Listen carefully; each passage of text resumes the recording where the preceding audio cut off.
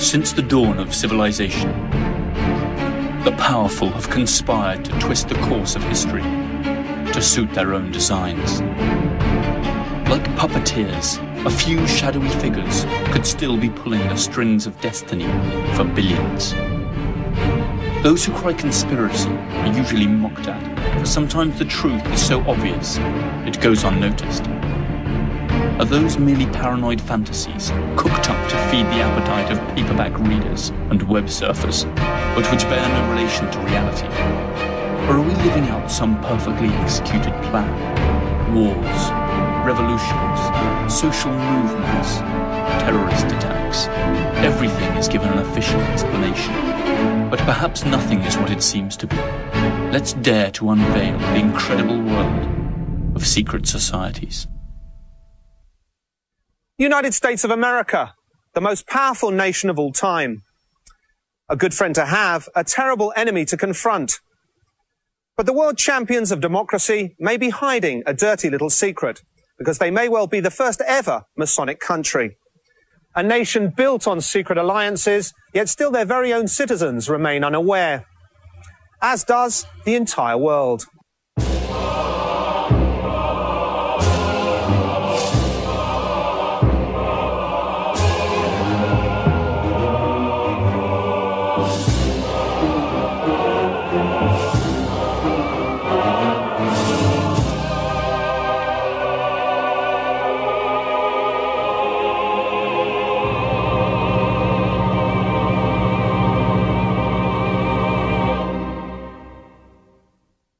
Among those who instigated the American Revolution, the French Revolution, and the Latin American Wars of Independence, a startling number were either paid-up Freemasons or sympathetic to Freemasonry. But particularly in the case of the United States, the Masonic influence didn't stop once independence had been achieved. Freemasonry also later participated in the planning and development of this country's political infrastructure, and in the management of it up to modern day. Whether this is a good or bad thing depends on one's opinion about Freemasonry. So first, we should understand what Freemasonry is all about. Freemasonry is a secret brotherhood whose origins go back to the builders' guilds of the Middle Ages. Maçon in French means bricklayer.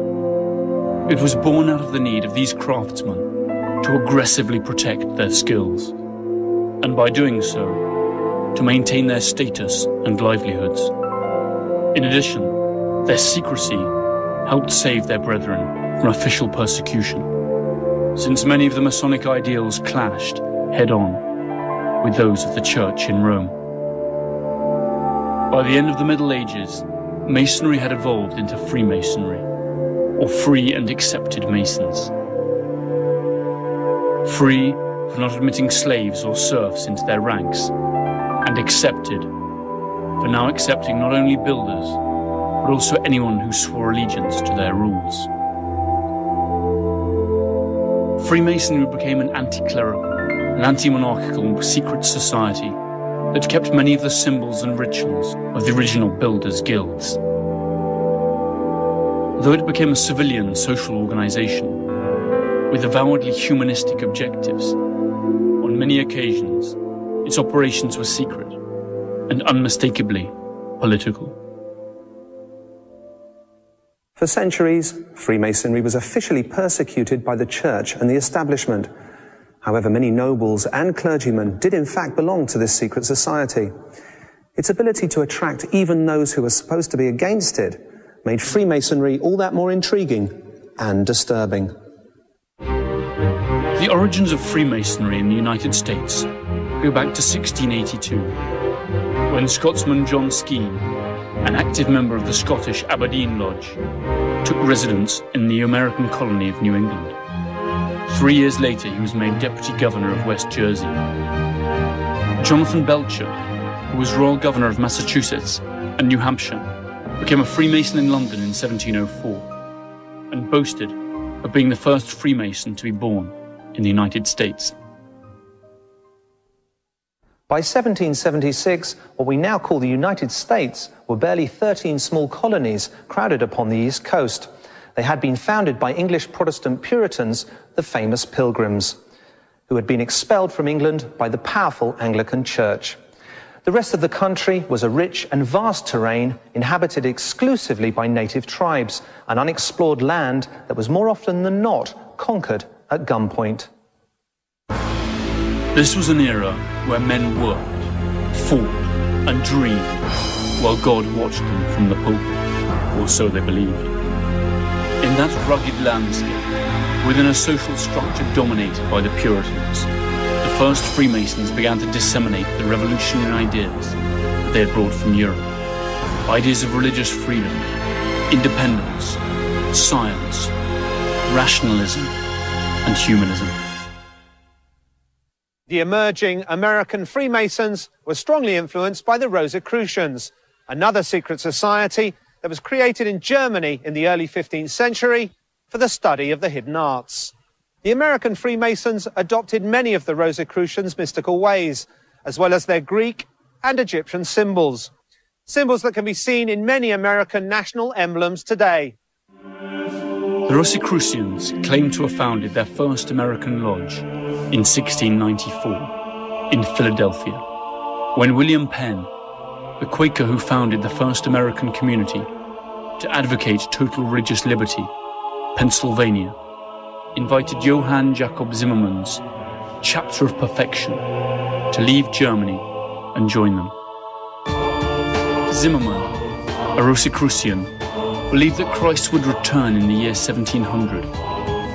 So in 1694, they built an observatory on American soil to watch for the return of the Lord. To Zimmermann's regret, Jesus did not show up, and the Rosicrucians subsequently dispersed around Pennsylvania. Some of them became wandering spiritual healers who used amulets and staged ceremonies to ensure good crops and to drive away bad luck. In 1717, the Great Lodge of England was founded. It claimed authority over all other lodges in the English colonies.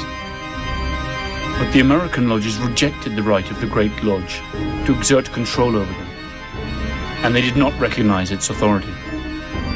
The Great Lodge of England countered this by encouraging the creation of several other faithful lodges in the colonies. It's important to point out that the uprising of the American Masonic lodges against the English ones predates the American Revolution by many years. Therefore, whether this was planned or not, they became the very first bearers of revolutionary thought. As they grew in number, the vision of independence spread across the whole country. In 1776, the United States declared their independence, and soon after, their constitution was adopted. The contribution of Freemasonry in these events was fundamental, since many brethren were involved. In 1732, Benjamin Franklin was initiated into the Turn Tavern Lodge in Philadelphia. That same year, James Oglethorpe, founder of the Savannah Colony, which would later become the state of Georgia, created the Solomon Lodge. It was here that the two men destined to become the first Jewish-American Freemasons, Moses and Daniel Nunes, were initiated. Regardless of their origin, these English and native lodges spread like wildfire throughout the country, fueled by the prestige that came with being a member of them. In 1740, most respectable men in the New England colonies either were or wanted to become Freemasons. In 1773, a group of outraged Mohawks staged a protest against what they considered unfair English custom duties by dumping overboard the tea cargo of 3 ships. It was the famous Boston Tea Party. Today it is suspected that many of those supposed Mohawks were in fact disguised Freemasons who belonged to the St. Andrew's Lodge of Boston, a lodge that curiously did not convene that night. The church was particularly infuriated by the fact that many Freemasons supported deism, a Christian philosophy that believes in a personal God and upholds a purely rational interpretation of Scripture, discrediting revelation. According to deistic principles, the Bible holds many truths and wisdom, but it is not inspired by God. Deists also deny that Jesus is the Son of God and claim that faith is no substitute for observable facts. They do not believe in prophets or miracles. God can only be known through experience and knowledge.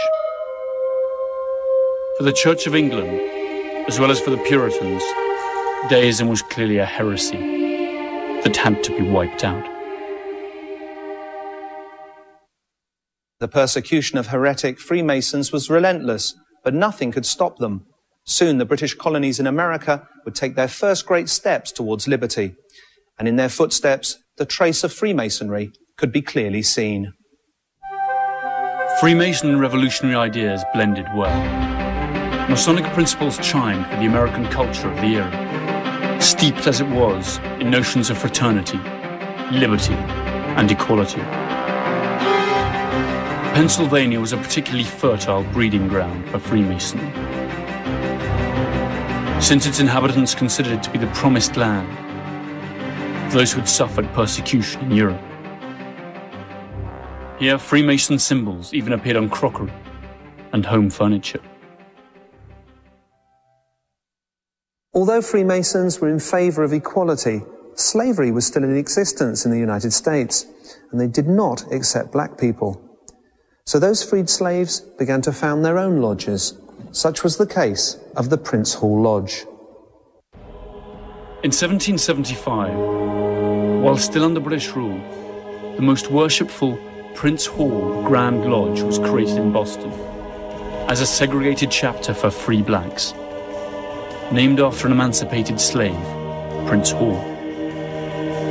During the War of Independence, many of these black Freemasons, including Prince Hall, joined the revolutionary forces and fought with the Continental Army against the British. Today, the Prince Hall fraternity has over 4,500 lodges worldwide, with a membership of over 300,000 Freemasons. In 1776, the United States of America declared their independence, and soon after, their Constitution was adopted. The contribution of Freemasonry in these events was fundamental, since many brethren were involved. But it didn't end there. Freemasonry's involvement went a lot deeper, and it was at the foundation of the whole governmental system. So one wonders what previous oaths had the Freemason founding fathers taken before placing their right hand on the new Constitution, and how much of what has been built since was done to protect the interest of the Freemasons. 16% of the signatories of the Declaration of Independence were Freemasons. A quarter of the signatories of the Articles of Confederation were Freemasons, and a third of the signatories of the Constitution were Freemasons. By the time George Washington took the oath of office as first president of the USA, a third of the governors of the original colonies were Freemasons too. Freemason John A.C. Muhlenberg was the first Speaker of the House of Representatives. Freemasons John J. Blair and William Cushing were justices in the first Supreme Court. Close to 46% of the officers of the Continental Army, or Independence Army, were Freemasons, as were almost half of their 78 generals. Now, if we heed to the Freemasonry's ideals of liberty and fraternity and focus on its positive contributions, maybe it wouldn't matter if the United States is a Masonic country. However, we are speaking of a secret society that for centuries has practiced strange rituals and taken mysterious oaths, and whose practices have all taken place behind closed doors. So what if the most important democracy in the world really responded to the interests of small groups of people whose actual goals are kept secret from its own citizens? How much of the phrase "all men are equal under the law" remains true when we discover that the architects of this great democracy belong to societies whose members protect each other and won't even let their own women join? After the Declaration of Independence, American lodges declared their own independence and stopped concealing their existence. They began to open headquarters in public buildings for all to see. This increased their popularity. Masonic halls were often used for social and civil gatherings, since they were usually the best venues in town. In spite of their declared non-political affiliation, Masonic lodges indeed became active in politics, and often operated openly and side by side with the established political parties. Today we can see numerous traces that confirm the presence of Freemasonry in America. They are in plain view all around us, from the more conspicuous Masonic temples to the lesser-known symbols that are incorporated in its very own currency. And that is only the tip of the iceberg. What is actually below the surface? What is it that these symbols mean, that almost 300 million citizens swear by every day? What is the true ideology of the most powerful country in the world? And how does it affect their actions? And where will it lead them?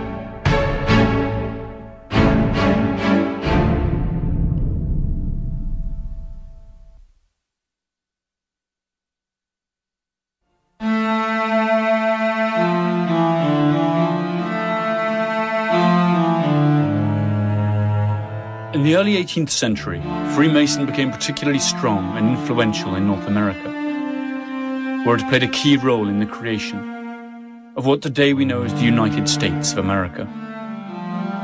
Many of the USA's founding fathers were Freemasons, among them Benjamin Franklin.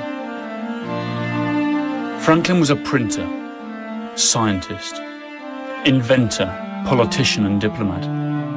In 1726, upon returning from England, he founded his own secret society, the Leather Apron Club. He was later initiated a freeman in a Philadelphia lodge and published the first American book on Freemasonry in 1734, the year that he was named Provincial Grand Master of the Grand Lodge of Pennsylvania. In 1755, Franklin participated in the inauguration of the first Masonic Hall in Philadelphia. Without a doubt, Franklin was fully committed to the cause. But which cause was that? American? Masonic? Both, perhaps. Another famous American Freemason was George Washington, and a statue of him can still be seen today, posing as a Baphomet, a Masonic icon related to Lucifer. A mere coincidence, or does this have a more significant meaning? So what is the statue trying to tell us? The neoconservatives and ultra-religious groups in the USA today should perhaps ask themselves, what exactly are they celebrating on the 4th of July? George Washington was initiated in 1752, while still a youth in Fredericksburg, Virginia. The following year, he obtained the rank of Master Freemason. He took the oath of office as first President of the USA in the Federal Hall on Wall Street, using a Bible loaned by the neighboring St. John's No. 1 Lodge. Centuries later, another GW, George W. Bush, swore on the same Bible, though he does not admit to being a Freemason. In May 1791, George Washington announced the creation of the new country's capital city, which would rise on the banks of the Potomac River. A month later, a group of Freemasons gathered in the town of Alexandria for a ceremony in which they laid the foundation stone of a city that would soon be called Washington, D.C., and whose design would be influenced by Masonic symbolism. On September the 18th, 1793, George Washington, wearing the leather apron and ruff for Grand Master, laid the foundation stone of the Capitol, a building that has all the hallmarks of Masonic architecture. The capital of the United States of America is perhaps the city with the most symbolism in the world. The design of its buildings, statues and monuments are true to the Freemason principles upon which the city was founded. The first blueprints of the Capitol were drawn up in August 1791 by French engineer Pierre-Charles L'Enfant. L'Enfant worked together with the American civil engineer and astronomer Andrew Ellicott, who charted the land in 1790 under the directions of Thomas Jefferson and George Washington. Except for Jefferson, they were all Freemasons. In L'Enfant's blueprints, the three most important buildings, the Capitol, the White House, and Washington's monument, the obelisk, form a right-angled triangle, where the hypotenuse is Pennsylvania Avenue, between the White House and the Capitol. The set square is the Masonic symbol, par excellence. It's worth asking why American symbols do not portray anything American. For example, the obelisk. Although it stands out in an unmistakable way, few question why this Egyptian symbol stands dominantly in the heart of the city rather than something a little more American. The answer is obelisks, like many other Egyptian constructions such as pyramids, are Hermetic symbols and therefore both Masonic and especially Rosicrucian. True to their origins as builders, Freemasons always gave fundamental importance to architectonic symbols. To this day, there are those who assert the intersection of Massachusetts Avenue, Rhode Island Avenue, Connecticut Avenue, Vermont Avenue, and K Street Northwest form a Pythagorean pentagram or five-point star, a design scheme which many evangelists and other conservative groups believe to be satanic. We can conclude that Washington, D.C. is, right from its foundational design, a symbolic evocation of Masonic principles. In the early 19th century, America was swarming with Masonic lodges, and their members were all important people in the community. Now, if the Brotherhood had done so much for the American Revolution, if their principles were so innocent and they enjoyed widespread influence and social prestige, why did the lodges still remain so secretive? What did they have to hide once free from the monarchy and the Church of England? Perhaps the many Freemasons that are studied in American history textbooks today could have provided us with the answers. In 1801, John Marshall, previously Grand Master of Virginia, was named Chief Justice of the Supreme Court. In 1804, Lewis and Clark, both Freemasons, left St. Louis to explore the Pacific coast, becoming the first pioneers, and in the process claiming land that belonged to Native Americans in the name of the United States, and presumably Freemasonry. Freemason Stephen Austin established the first Anglo-American colony in the Mexican state of Texas. Andrew Jackson was the first president of the USA to previously have been Grand Master of his own state. He was in office from 1829 to 1837. However, in this, its most active period, Freemasonry was infiltrated by a sect who had disturbing objectives, the Illuminati of Bavaria, who were, or still are, a mysterious organization who are capable of infiltrating one of the oldest brotherhoods in the world to manipulate it for their own needs.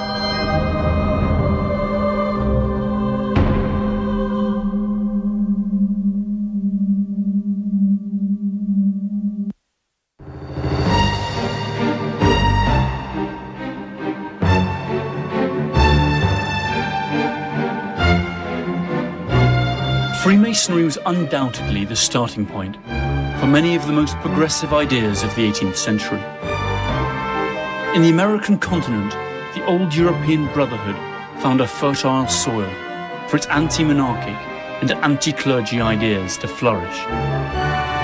Freemasonry had a direct and profound influence on the independence movements of Argentina, Chile, Ecuador, Peru, Venezuela, Colombia, and of course, the United States of America. Up to this point, we can say that beyond the typical criticism, Freemasonry's role in American history was positive. In 1776, in Germany, the Order of Illuminati of Bavaria was founded.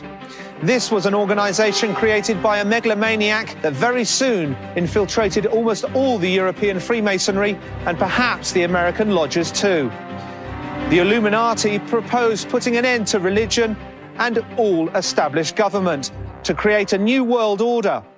When they were exposed, people began to panic, and the whole of Freemasonry was subject to suspicion. And from this, it would never fully recover. In 1776, just a few months before the American Declaration of Independence, the Order of the Illuminati was founded in Bavaria, in what is today part of Germany. Their founder and driving force was Adam Weishaupt, an eccentric idealist and a true megalomaniac, who, inspired by the ideas of Rousseau, went in a quest to satisfy his own vaulting ambitions. Just like the great philosopher, Weishaupt upheld that man should embrace his pure, natural state and govern himself. But unlike Rousseau, Weishaupt advocated the dissolution of the state, the abolition of private property, and the banning of all religions. He wants to recast all existing societies and cultures into a single, secular order, one that he himself would rule. Adam Weishaupt intended to be a true world dictator. The Order of the Illuminati spread throughout Europe and grew strong among Freemasons and the nobility, until they were eventually discovered and their ambitions thwarted, or so it was believed at the time. However, it is suspected that years later, the French Revolution and its subsequent phase of terror were carefully staged and managed by the Illuminati. In 1798, their presence was reported in America, causing the infamous New England Illuminati panic. If, since 1776, the Illuminati had infiltrated Freemasonry, one could ask how many of the founding fathers were Illuminati as well as being Freemasons. This possibility was perfect ammunition for the enemies of Freemasonry.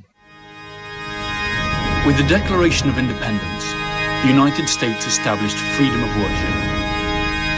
The religious and conservative sectors were furious, and an anti-Masonic campaign was soon up and running. The New England Illuminati panic could have been a manufactured propaganda campaign designed to nullify the actions of the founding fathers, or it could have been genuine. The fact remains that John Adams, the second President of the United States, designated May the 9th as a day of fasting and worship to implore the heavens' mercy and blessing for the imperiled nation. After this statement from Adams, the paranoia of the Illuminati became hysteria. The prestigious Reverend Jedediah Morse of Boston devoted 3 months of sermons to condemn what he called a conspiracy to attack the true religion and liberty. He held the Illuminati responsible of attempting to destroy the system, unleash chaos, and take control of the world. Morse based his theories on those of Scottish Freemason John Robison, who maintained that the Illuminati, who attacked thrones and altars, had already established themselves in the United States. Morse's sermons, along with the wide circulation of Robison's books and those of Abbot Augustin Barruel, stoked the hysteria and provoked sensationalist newspaper stories. In the end, no hard evidence of an Illuminati conspiracy could ever be found. However, there is one curious fact. Thomas Jefferson himself, one of the founding fathers of the new nation, defended the Illuminati in writing. From that moment on, he would be accused himself of being one of the infiltrators in America. After reading one of the books by Burwell, Jefferson wrote a letter to Bishop Madison, saying that Adam Weishaupt believes in the indefinite perfectibility of man. He thinks that he may in time be rendered so perfect that he will be able to govern himself in every circumstance so as to injure none, to do all the good he can, to leave government no occasion to exercise their powers over him, and of course, to render political government useless. This, you know, is not far removed from our own ideals. Was Thomas Jefferson an Illuminati? His enemies immediately used this letter against him. The Federalist Party hit back and accused the Democratic Republican Party, headed by Jefferson and Madison, of being puppets controlled by the Illuminati. The truth perhaps will never be known, but it is worth pointing out that Jefferson's and Madison's party is the direct ancestor of the modern Republican and Democrat parties that have dominated the US political system since the Civil War. The design of the Great Seal of the USA itself is covered with Masonic symbols. Some even dare say Illuminati symbols. And this seal is printed, of all places, on the dollar bill, the very currency that rules the world. The Great Seal of the US was created in 1782, and due to its Masonic symbolism, it has been accused of being both Illuminati and Satanist by various conservative and religious groups. One side shows the American bald eagle. The original design had a phoenix, another Masonic symbol. Above the eagle can be seen 13 stars inside a circular design, representing a new constellation. The stars are five-pointed, or pentagrams, a Masonic and Hermetic symbol. It is often linked to satanic worship. The layout of the pentagrams forms a hexagram, or Star of David, another Kabbalistic and Hermetic symbol. On the right claw, 13 arrows. On the left, an olive branch with 13 leaves. Across the breast of the eagle, a shield with 13 stripes. Why 13? Maybe because this was the number of the original American colonies. Or maybe because this is the number of Illuminati degrees. But the most curious details on the reverse side of the seal, where there is a truncated pyramid with 13 steps. The capstone bears the symbol of the great architect of the universe, the all-seeing eye. Underneath the pyramid reads Novus Ordo Seclorum, or New Secular Order, strikingly similar to the Illuminati's manifesto for a new world order. It is also possible to draw a pentagram whose vertices rest on letters M, A, S, O, N, and the all-seeing eye. These letters spell both Mason as well as AONSM, that could stand for Ancient Order, Noble Mystic Shrine, an order appendant to Freemasonry. The pyramid itself is a typical Masonic symbol. The year 1776, in Roman numerals, corresponds to that of the Declaration of Independence, but also to the year in which the Order of the Illuminati was founded. E pluribus unum means from all one, a phrase that has been associated with the Illuminati plans of world domination under a single government. What part of this is mere chance? How much just fantasy? And what is actually true? Who can say? Though we cannot forget that most of these accusations came from the ultra-conservative sectors, similar to those that still prevail in the United States today. People who are oversensitive, phobic and paranoid, and fans of the traditional sport of witch hunting. The panic generated by Morse's sermons finally dissipated, but less than 3 decades later, a massive anti-Masonic paranoia was unleashed, and this time its members would be pursued relentlessly.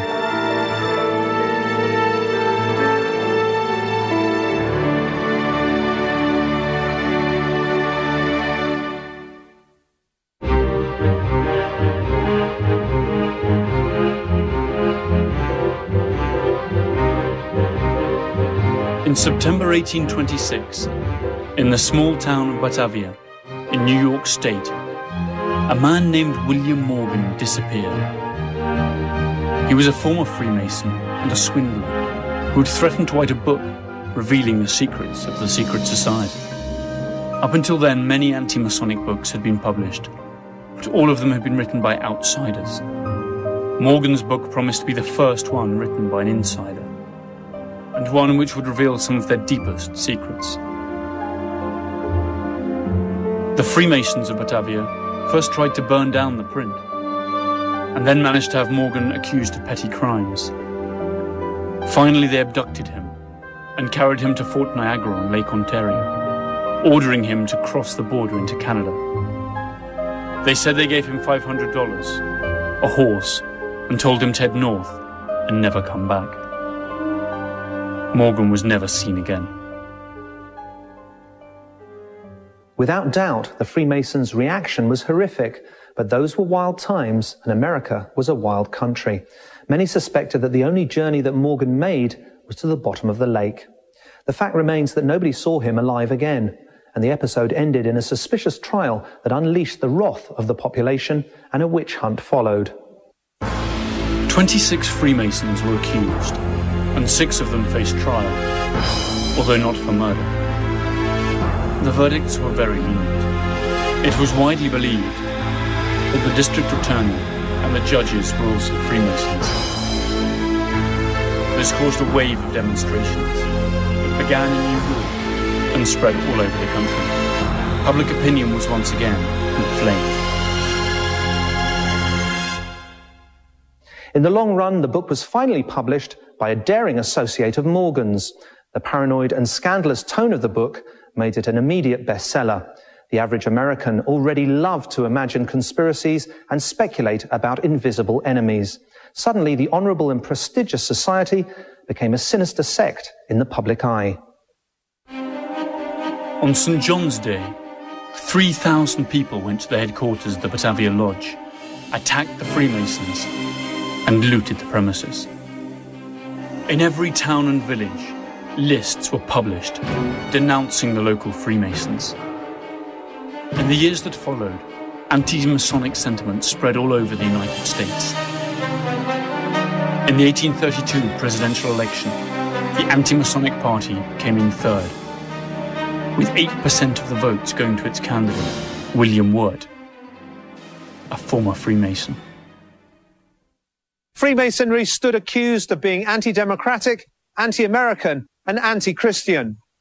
A cloud of suspicion was cast over all the country regarding Freemason congressmen, judges, and public servants. It would not be the last time that a ghost enemy would be created in times of elections. Between 1827 and 1837, Freemasons dropped in numbers, from 100,000 to 40,000.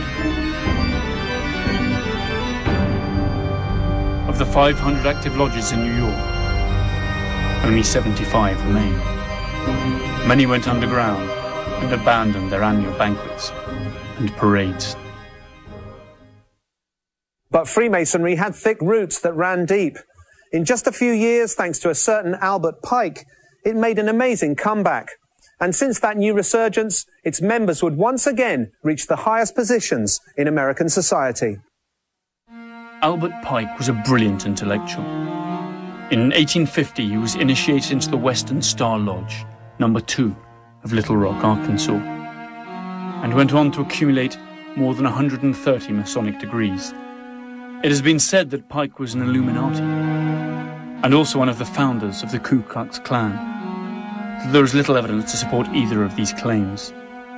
It is also said that together with Giuseppe Mazzini, a great Italian Freemason leader, he had planned 3 world wars, at the end of which the Illuminati would take over world power. This assertion is also unproven, but quite popular in websites and books. Pike brought about a Masonic resurgence through many union-like fraternities and other forms of Masonic social organizations, such as mutual benefit funds. These became prosperous business ventures, quite popular with the American middle class, and made Freemasonry popular once again. In 1885, the Statue of Liberty was presented to the United States by France to celebrate the former's centennial in 1886. There are those who say that it was really a gift from the Freemasons of the Great Orient of France for the centennial of the First Masonic Republic. The two explanations are not mutually exclusive. The statue holds aloft the torch of illumination, or the flaming torch of reason that symbolizes the sun. Its official name is liberty enlightening the world.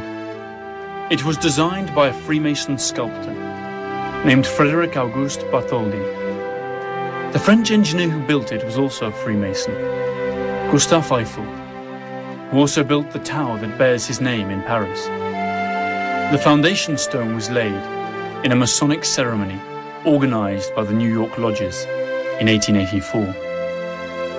The Statue of Liberty is a perfect example of how Freemasonry can conceal its messages in clear sight of all. For more than a century, hundreds of thousands of immigrants from all over the world and hundreds of millions of tourists have greeted and admired, without knowing it, a Masonic symbol of illumination.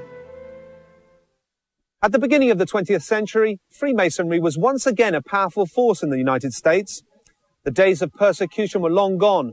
Many of the key government jobs were back in their hands. Among them, the Oval Office in the White House. Theodore Roosevelt, president from 1901 to 1909, was master of the Lodge Meetingcock, number 806 of Oyster Bay, New York. William Howard Taft, president between 1909 and 1913, was Grand Master of Ohio Freemasonry.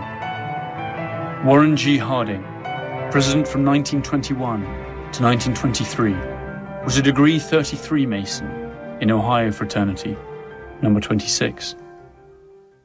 With the Great Depression of the 30s, the Brotherhood lost almost 600,000 members. However, Franklin D. Roosevelt, a Freemason himself, brought the country back from the brink of disaster. The Freemasons' prestige kept growing. The growth of Freemasonry lasted until well into the early 1960s. From its ranks emerged presidents and senators, including Harry S. Truman, president from 1945 till 1953. He had attained the rank of Grand Master of Missouri Freemasonry, the highest degree in the organization. The last president to be an acknowledged Freemason was Lyndon B. Johnson, who was initiated as a Mason in Texas, and whose time in office lasted from 1963 to 1969. Johnson stepped up into office following the murder of the first ever Catholic president of the USA, John Fitzgerald Kennedy. And then suddenly, Freemasonry lost its popularity. No longer was it a subject of conversation, except for books on conspiracies and dubious websites. Had Freemasonry gone out of fashion, or was it just taking a break after a job well done? It's hard to believe that a secret society, which has influenced the creation and development of the most powerful state on earth, whose presence is felt in all of that state's national symbols, has been reduced to a mere social circuit, where citizens in exotic clothes practice secret rituals that alternate with bingo events and themed balls. Today, fundamentalist groups, such as televangelists, ultra-conservative Christians, and elected but totalitarian leaders seem to flourish as they once did in the Middle Ages. It stands to reason that their historic archenemy, Freemasonry, would not yield ground that easily. Was or is Freemasonry a state within a state, a shadow government? And do they dominate the world by dominating its most powerful nation? The United States is a country with the most accessible public information on earth. However, it was built brick by brick, law by law, following the secret principles of a hermetic society that doesn't even open its rituals to the public. A large percentage of the country's leading men were or are Freemasons. In the land of opportunity where all are supposedly equal under the law, how does belonging to this special brotherhood help you in any way? How many American symbols really represent something different to what citizens believe? The vast majority of American citizens hold a job, pay their mortgage, watch the news at 8, and most of them even vote when they are required to. They live under the illusion that they control their own destiny and the destiny of their families. Meanwhile, the all-seeing eye watches attentively from the very currency that they all work so hard to attain.